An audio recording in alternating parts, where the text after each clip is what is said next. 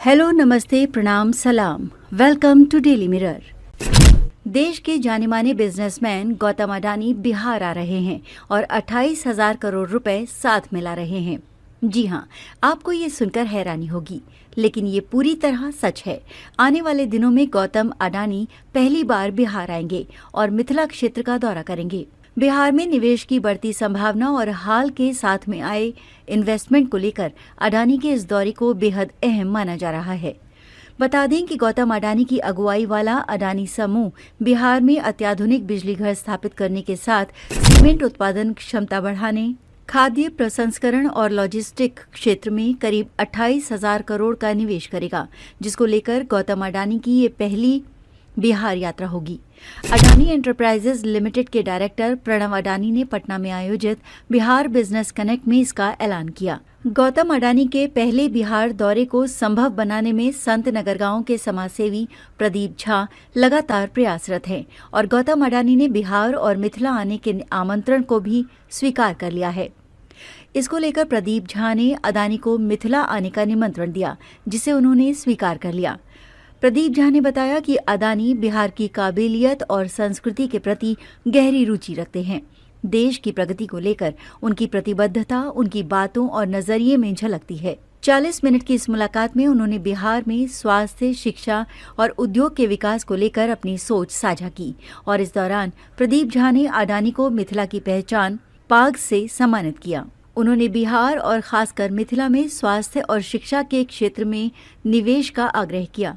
गौतम अडानी बिहार में Adani health city के तहत मिथिला में एक विश्व स्तरीय अस्पताल बनाना चाहते हैं, जिससे लोगों को बेहतर इलाज के लिए राज्य से बाहर न जाना पड़े। अब आपको बताते हैं कि अडानी का ये बिहार दौरा क्यों बेहद अहम माना जा रहा है।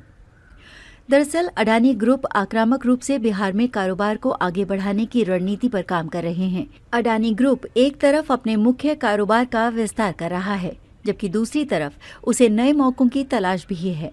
इसी मौके पर प्रणव अडानी ने बीते दिनों कहा था कि हम बिहार के ऊर्जा क्षेत्र में निवेश के रास्ते भी तलाश रहे हैं। हमारी योजना अत्याधुनिक बिजली घर स्थापित करने की है। इसके लिए हम लगभग 20,000 करोड़ रुपए का निवेश करेंगे। हालांकि उन्होंने प्रस्तावित बिजली घर की क्षमता और उसकी जगह के बारे में जानकारी नहीं दी, लेकिन अल्ट्रा सुपर क्रिटिकल प्लांट यानी अत्याधुनिक बिजली घर 1980 मेगावाट क्षमता के हो सकते हैं। ये संयंत्र बिजली उत्पादन करने के लिए कोयले का इस्तेमाल करते हैं। अडानी ने कहा, हमें उम्मीद है कि इस परियोजना के क्रियान्वयन पूर्ण चरण में करीब 12,000 नौकरियों के मौके बनेंगे, जबकि प्रोजेक्ट ऑपरेशनल होने पर लगभग 1,500 कुशल रोजगार पैदा होंगे। बिहार में वर्तमान में बिजली उत्पादन क्षमता की कमी है। इसकी क्षमता 6,400 मेगावाट है, जबकि मांग 8,000 मेगावाट से अधिक है। ऐसे में प्रस्तावित प्लांट न केवल राज्य में बिजली की मांग और आपूर्ति के अंतर को पाटने में मदद करेगा, बल्कि पड़ोसी राज्यों को भी बिजली की आपूर्ति देगा। अडानी ग्रुप बिहार में 3 क्षेत्रों लॉजिस्टिक्स, गैस डिस्ट्रीब्यूशन और कृषि लॉजिस्टिक क्षेत्रों में पहले ही करीब 850 करोड़ रुपए का निवेश कर चुके हैं। अब इन क्षेत्रों में 2,300 करोड़ रुपए के अतिरिक्त निवेश कंपनी करेगी।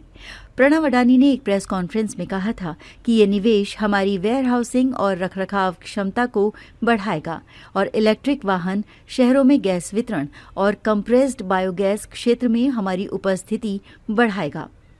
इससे प्रत्यक्ष और अप्रत्यक्ष रूप से 27,000 अतिरिक्त रोजगार अवसर पैदा होंगे।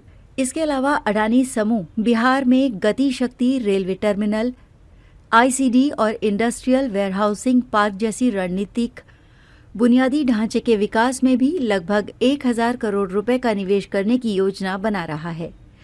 गौतम अडानी की कंपनी बिहार में स्मार्ट मीटर मैन्युफैक्चरिंग में भी निवेश कर रही है।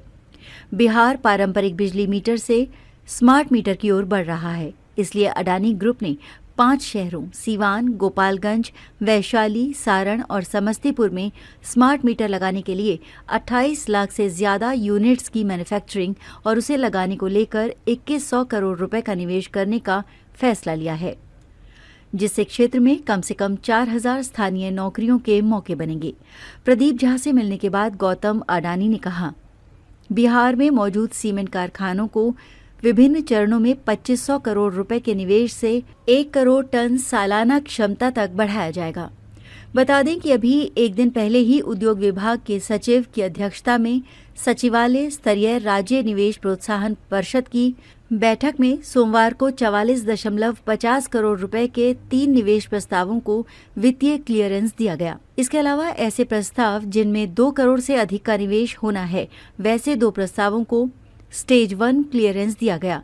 इनमें 16.30 करोड़ रुपए निवेश होने हैं। इन दोनों प्रस्तावों को सैद्धांतिक सहमति प्रदान करने के लिए राज्य निवेश प्रोत्साहन परिषद की अगली बैठक में भेजे जाने की अनुशंसा की गई।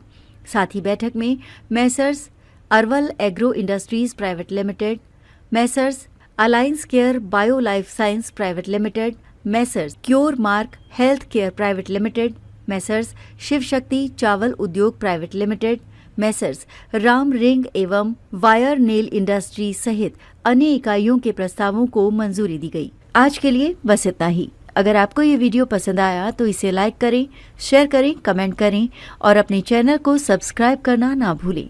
मिलेंगे कुछ नई जानकारी के साथ, तब तक आप देखते रहिए डेली मिरर।